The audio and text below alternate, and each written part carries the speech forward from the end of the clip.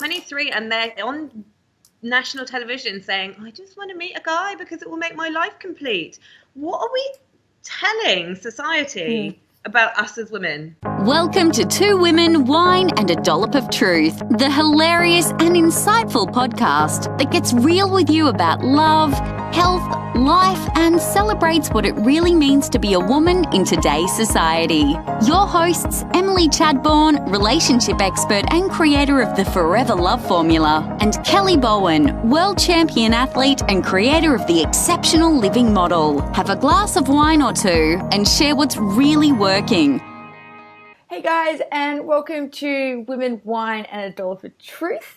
I am your co-host Kelly Bowen from Exceptional Living, and I'm here with my other beautiful co-host. Hello, it's Emily Chadbourne here from That Crazy Thing Called Love. And I've got no idea what number episode this is, Kel, I've got a feeling. Chuntering through them. I've got a feeling the last one we said was number 9, but this is but we skipped the number between 7 and 9, so I think this is technically number 8. That would be number 8. It actually Maths is. was never my strong point, Kelly, and I'm good at other things, and it's okay. Yeah, but unfortunately, maths is not your strong point either. So between the two of us, it's quite hilarious. We have had a few mathematical mishaps, and I actually had one this morning. I went to my friend. I'm like, I know you're going to laugh at me, and I'm pretty sure I know the answer. But is this how this is going to work? I'm not even going to say it because it's quite embarrassing. But yes, but yes, I was right, and she thought it was very funny. She had to step by step explain it for me. Yeah. Brilliant. Well, if anyone else out there is either exceptional at maths or horrendous at it, please get in contact so that we feel less alone, or so that we can sharpen our teeth on it. Yeah, so that we can ask you to solve our maths problems for us, like counting to 10. Yes. And for those people who are watching at home, Kelly, what are you drinking there? It looks exceptionally healthy. Oh, this is amazing. So not like wine. No, it's not. It's in a wine glass, though. So actually, there's a story behind the smoothie, and there's a story behind the wine glass. So I'll be very quick because I don't want to bore the listeners with it. But so the wine glass actually comes from when we were out to dinner and we were celebrating after one of our events, and Em and I were celebrating the launch of our podcast, and we had this beautiful Pinot. And they were in these beautiful, stunning glasses, just like this one. So my other friend that we were out to dinner with, we dropped Em off, and her and I would go home. We're like, how about we go get some more of that wine, and we'll take our party home. Anyway, so we go get the wine, come home, put the Pinot into just a normal wine glass, which was quite thick, and we're like, why doesn't this taste the same? Because we've got the same bottle that we had at the restaurant. And then she was like, oh, just humour me. Let's put it in. Tried to find a glass that was as close to the glass that the restaurant had and put it in and totally changed the taste. And that was the day I learned that the size of your glass really does change the flavour of your wine.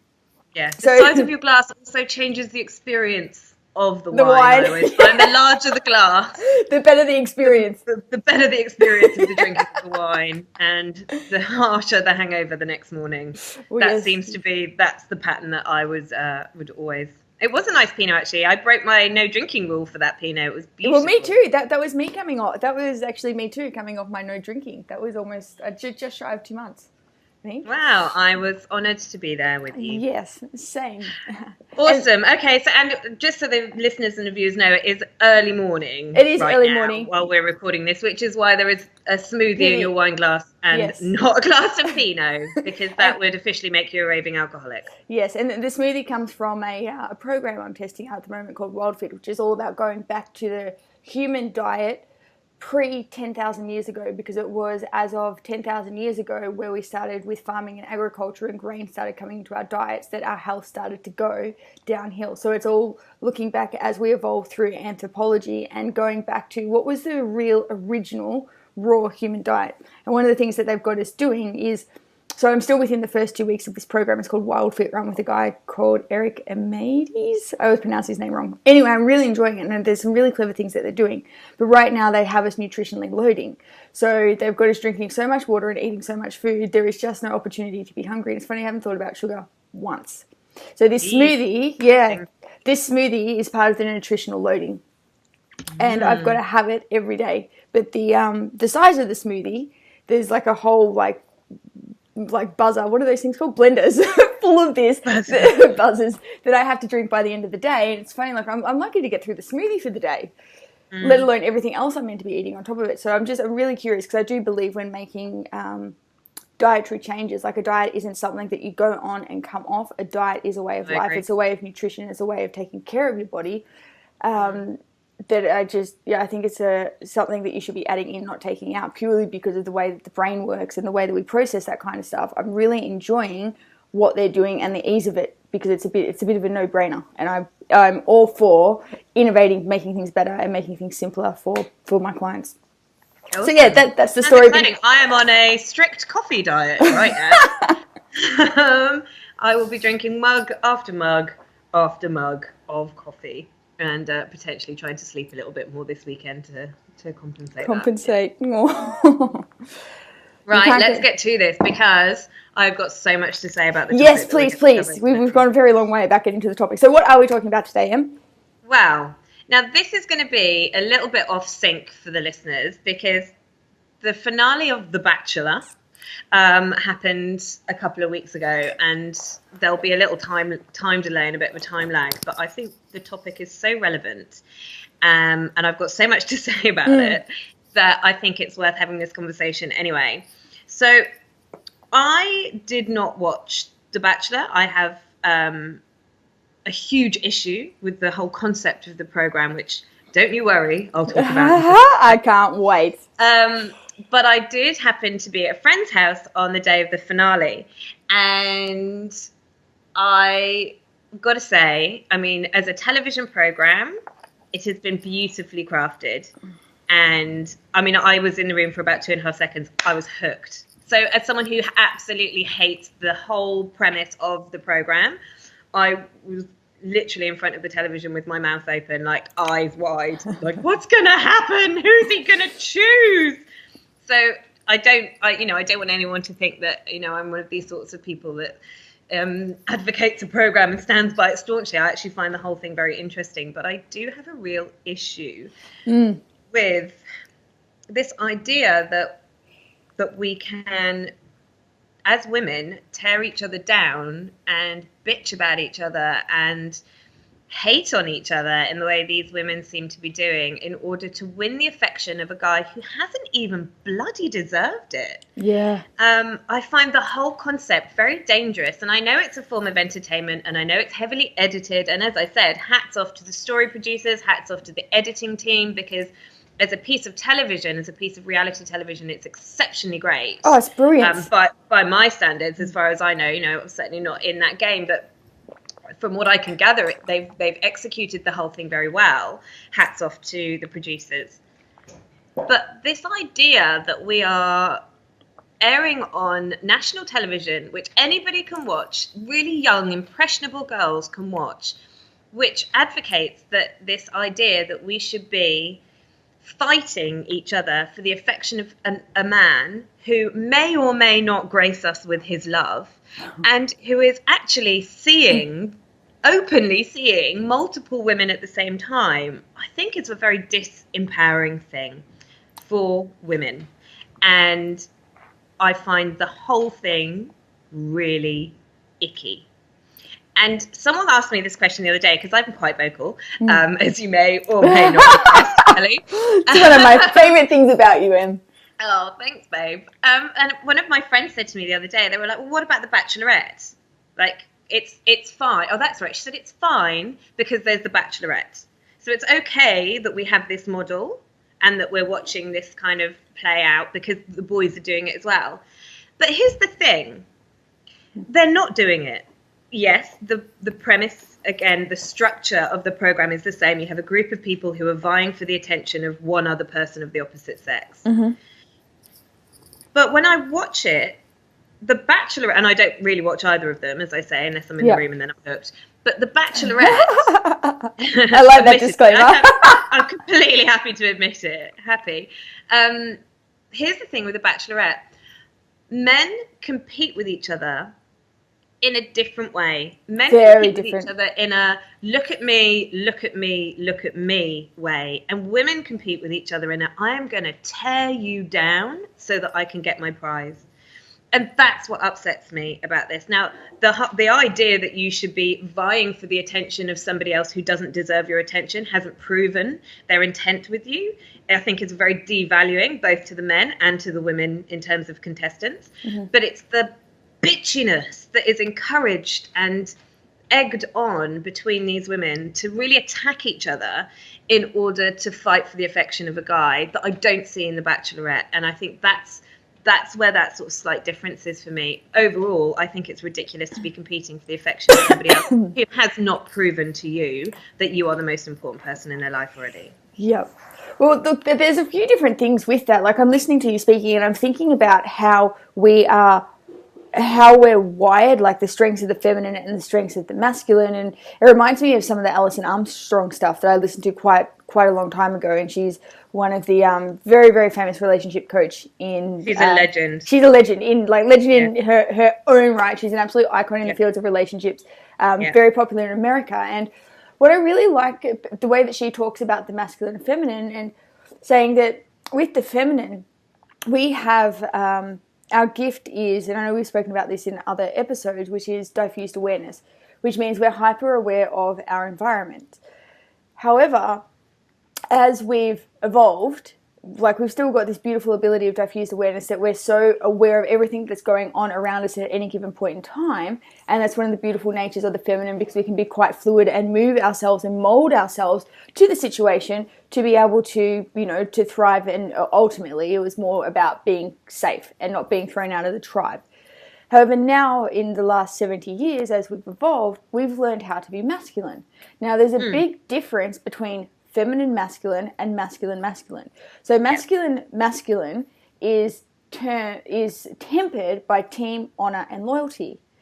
So he will, even though he can still compete with his friends, he won't go as far as to the place of, I'm going to tear you down, because he's always going to have a backbone of team, honor, and loyalty. Now, this is a pure masculine. I know there are absolute exceptions to the rule, but just purely talking from... We're talking sweeping generalizations. Yes, but talking from I can't talk to every single person. No, but if we're looking at like big umbrella, like basic blueprints of behavior, this is how the masculine will behave. So this is why a man can go and 10 men, vie for the affection of one woman. They actually get off on it. To them, it's like hunting, and when they're hunting, they're releasing dopamine. So it's making them feel good. They're releasing the testosterone. They're releasing dopamine, and it's making them feel good. So, and it becomes more like a fun sport with them because they all get off on it. Look at men when they play sport together.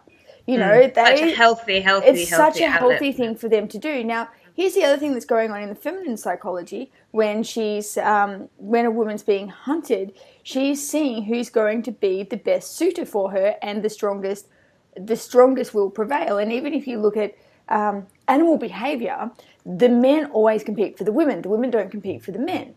And you want to mate with the one that's got the strongest genetics, the ones that prove themselves. Survival of the fittest. Exactly. So it makes sense. The Bachelor, the one where the guys, thank you, the guys compete for the girl. Oh, yes, that's Bachelorette. Yeah, where the guys compete for the girl, it makes sense. Like, it actually makes sense. And in terms of attraction and lasting romance, it really does make sense.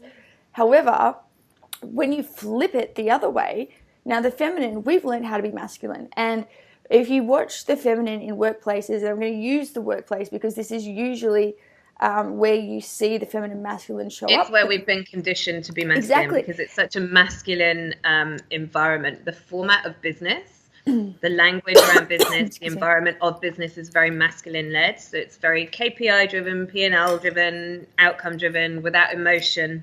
It's dopamine, testosterone driven. Yeah. It's all dopamine, testosterone driven. It's set up for men to win and be very successful in. So, but this is what you hear about women in these environments that are successful. She's a ball buster. She's cutthroat. She'll squash you. She'll step on you. What a bitch. What a bitch. And you've got to ask why. And it's because the feminine, yes, we will mold to our environment. So if our environment calls us to be masculine, we'll develop our masculine and do it very well because that's just the nature of our energy. However, we're not tempered by team, honor, and loyalty. Yeah. So I think and I know that we've touched on this in other episodes, but I think there's a growth as being a well-rounded woman that can come together and partner with men as a whole to really develop these aspects of team honor and loyalty in our masculine so that we don't do the bitchy thing. But also the whole nature of the show, it's fucked. So, like, when I think about it, again, why are women competing for a man's attention? It's a complete reverse polarity. Unless he's a feminine man and she's a masculine woman, that's not going to last long term.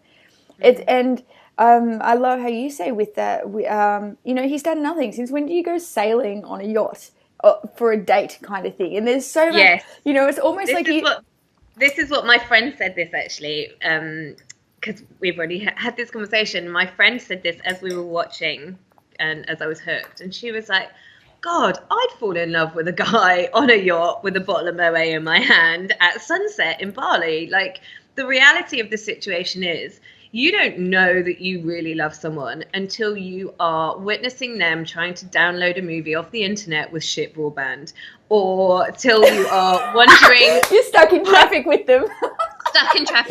Or his mum's being a bit of a dickhead, or you're wandering around Coles and one of those small little children with those small little trolleys rams into his ankles. And that's when you doing the mundane every day. People ask me this all the time, and as somebody who deals a lot in the field of dating, people are always like, give me your best dating tip. And it's lovely. I've got loads of lovely, romantic, beautiful, gorgeous ideas about dating tip, but I tell you what, after a few dates of the romanticism, you really want to be having those sorts of dates where you learn about how someone is day in, day out. What are their habits? What do they secretly put in the trolley that nobody else really, really knows about? That's when you actually get to know someone. So I think as well, in this world where we are bombarded with a false expectation and false understanding of what it is to be a woman, you need to be ridiculously thin with big tits and a permatan and blonde hair and big blue eyes, and it's just like, and also be intelligent and also raise a family and be well traveled and speak 15,000 languages because look, so and so on Facebook is doing it. I think it's just feeding into this bullshit idea of what romance is. Romance isn't sitting on a yacht with a glass of champagne in your hand, sailing around Bali. Romance is, are you going to hold back my hair while I vomit because I've had too much time? I love the reference. Because that, my friend, is love. Yes. Well, look, I don't not think that sailing around a yacht is romance. Don't get me wrong. If there is a guy listening to this and he wants to take me on a date and give me Moët, actually, I prefer Verb and sail me around on a yacht around Bali. I am so for that. Yeah, I think I could find room in my schedule for it if I had to.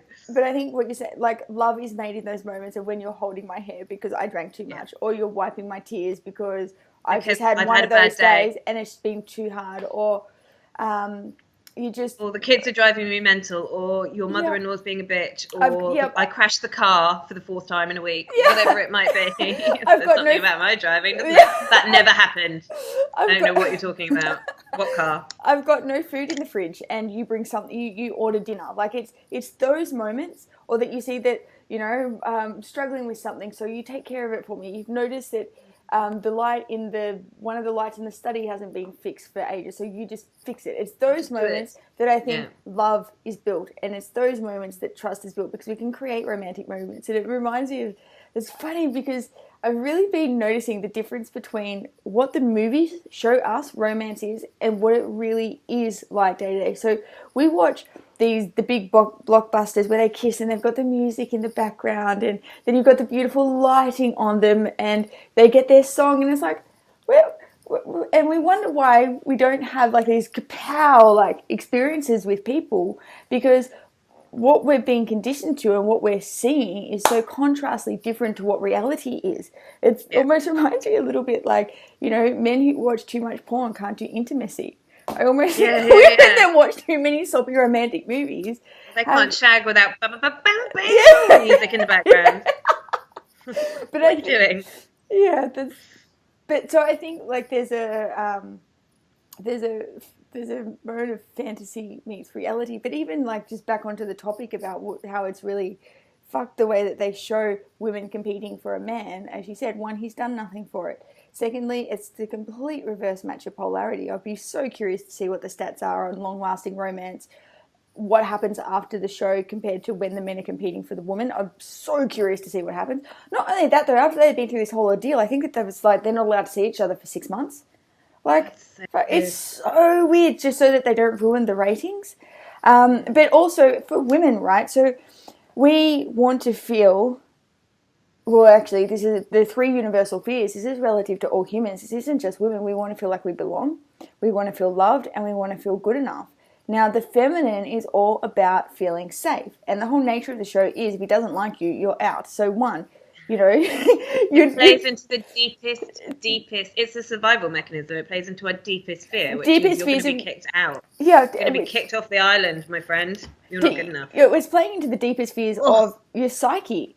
And it's it doesn't encourage the best behavior in women. Like, think about it. When somebody is under stress, like, I can only imagine that this would be quite a stressful experience for the women in there. I'm sure they're grown women and they all know what they're signing up for, but my God, some of them are like 23. I didn't even know my own name when I was 23. I really didn't. They're and 23 and they're on national television saying, I just want to meet a guy because it will make my life complete.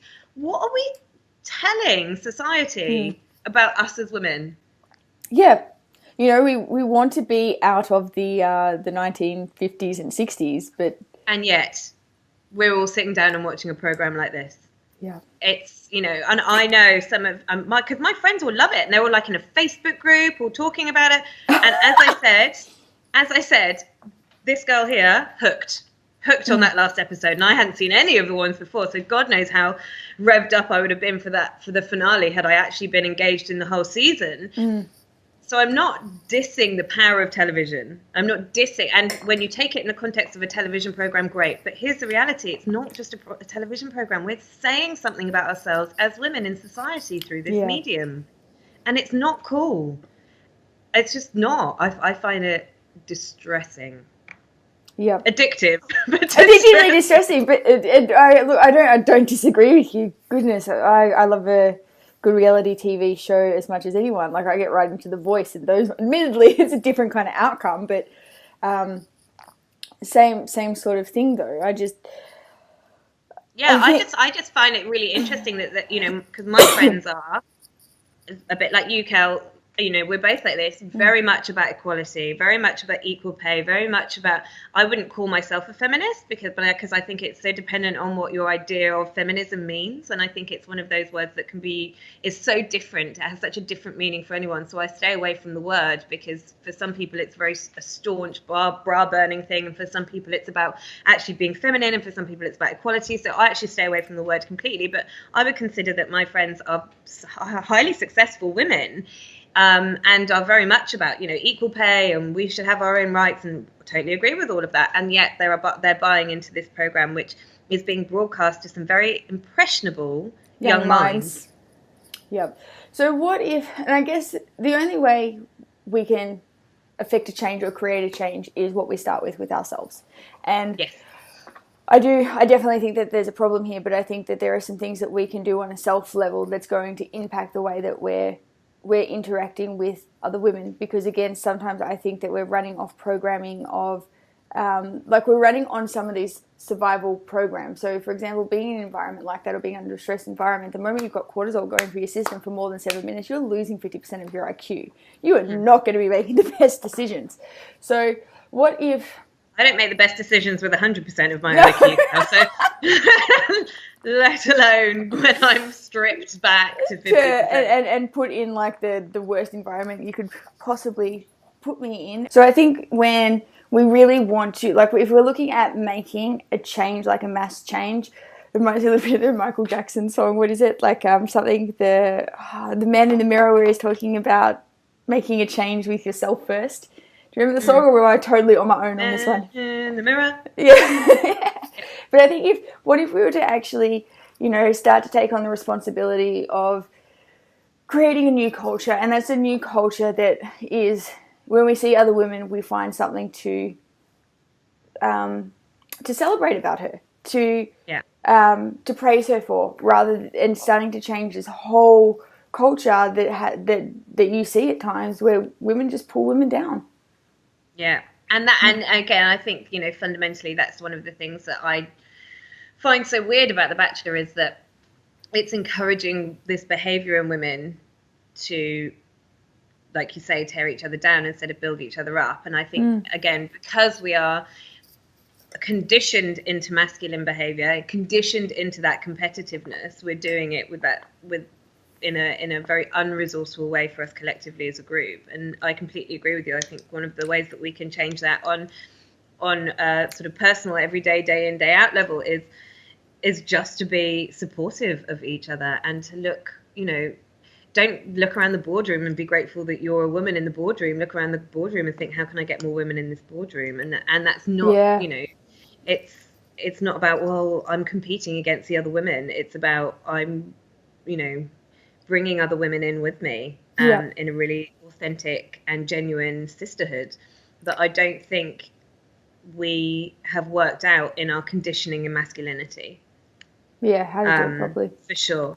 And this is one of the things that I do, and I do this all the time. So I'm a massive believer, and when I talk to the single clients that I have who are, looking for love, and I have clients who are both in relationships and looking for relationships, and my advice to both of them is start flirting with everyone. Yeah. And that's not in a promiscuous, get your tits out kind of way, but in a show genuine interest in other people, engage with other people, be present with other people, compliment other people, load significance onto the person that you are interacting with or that you're in front of, because the connections that you build, the relationships that you develop, I think is a massive reflection of the quality of your life. And so the more that we invest in small everyday interactions with people, the more we get back, and the more 100%. Opportunity is therefore in front of us. And especially with the women that I work with who are single, flirt with everybody. And I do it all the time. I'm actually quite annoying sometimes. I think I love your flirt. Thank you. I really do. I flirt with anyone. If someone walks past me down the street and I think they're dressed beautifully, or they've got some fantastic shoes on, or I really admire the coat that they're wearing, whatever it might be, I stop them and I tell them. I mean, walking down the street with me is very annoying. It takes a really long time because I'm normally like, hi, great shoes. Hi, beautiful coat. Who cuts your hair? It's gorgeous. And I do that with men and women. And I don't do it to men because I want to get in their pants. I do it to people because I want people to feel awesome in my presence, because that makes me feel awesome back. And it's the foundation for some amazing relationships. And even though some of the compliments that I give people, I'll never see those people again, it's about exercising the muscle of communication. It's about exercising the muscle of, hey, you look like a good human. It's about exercising the muscle of giving significance to another human being. It's one of the most powerful things that we can do. And when we give significance to another human being, instead of trying to take it from another human being, we set the foundation for building some phenomenal relationships in our lives. And that's what I see in The Bachelor. These girls are vying for significance by trying to get it, and by trying to tear each other down in the process of getting it. Whereas actually I think it's a more beautiful, much more beautiful world to live in when you're giving significance freely to other people. And some of that might be in just acknowledging that, someone's doing a great job, or acknowledging when somebody's got a beautiful laugh or a beautiful smile or wearing a nice outfit.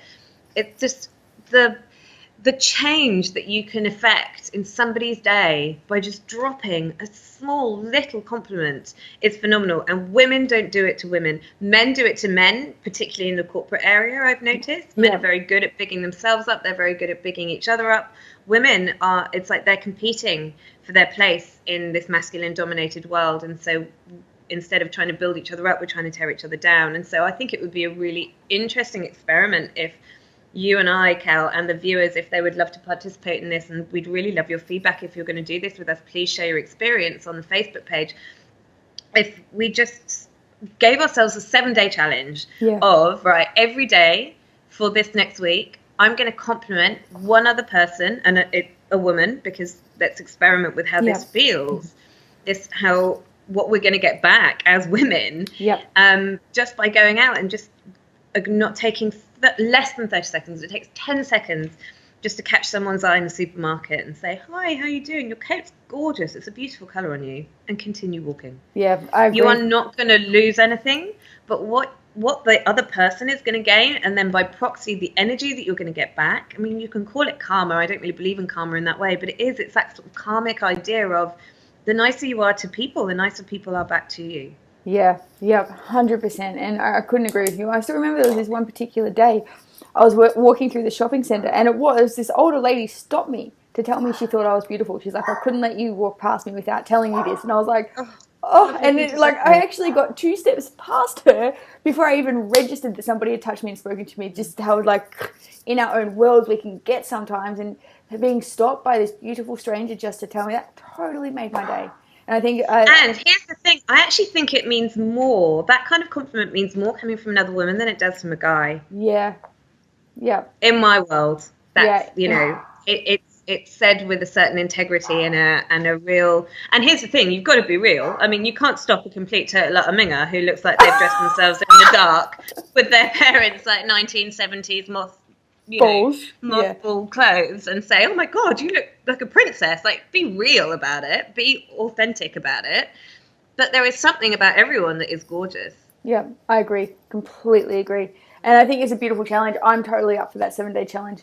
And me too. Yeah, I want to, especially because I do it already. Yeah, 100%. Challenge. I'm going to challenge accepted. I'm going to up the ante on that. I think bringing conscious awareness to it will be a very interesting take on it. And I think let's post our findings in the Facebook group. And what would be really lovely is to see what comes back. Yeah. Because it's amazing the conversations that you can strike up, the new friends that you can make. They don't have to be lifelong friends, but you know, my experience of going out and shopping in Coles is always a good one, and it sounds ridiculous.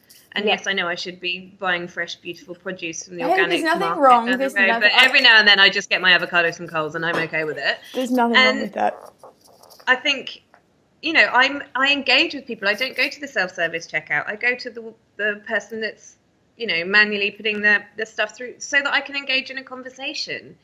And that's not every single day. Some days I'm headphones in, hoodie up, eyes down, fuck the world. Everyone has days like that, and that's okay. But as a general rule, I engage with my environment, and what I get back is massive. Yeah. And I think we can stand in judgment of other people, and The Bachelor being a great example of that.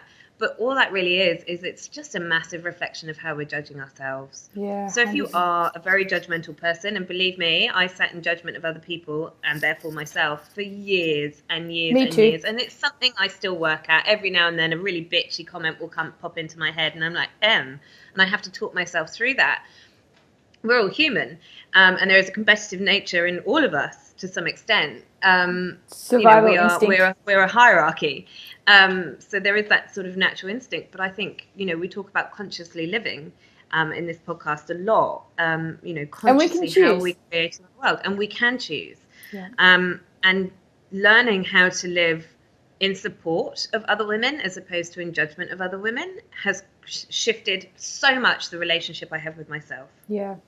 It's definitely worth giving it a go. Yeah, 100%. So on that note, amazing ladies, please come over, continue the conversation with us in the Facebook group. Let us know how you're going with this 7-day challenge. Can't wait to see what's going to unfold from this. You know, you've nothing to lose and everything to gain from this. Who knows, you might meet a new best friend. Secondly, please make sure you download, give us some ratings, give us a review on iTunes, because it's your downloads that get this show out there and help it going. And thirdly, please share us with your friends. Tell all your mates. Tell your mates how beautiful they are, and then tell them to come and listen to our podcast. Yeah. Come meet these two crazy girls. Yeah. So yes, thank you so much for spending your morning with us, and maybe whichever time you're listening to us, it could be night, lunchtime. So anyway, thank you so much for listening. Thank you for occupying our morning. That's all you wanted to say. Perfect. Yes. Thank you. Awesome, ladies. Thanks ever so much for listening. Bye, Kel. Bye.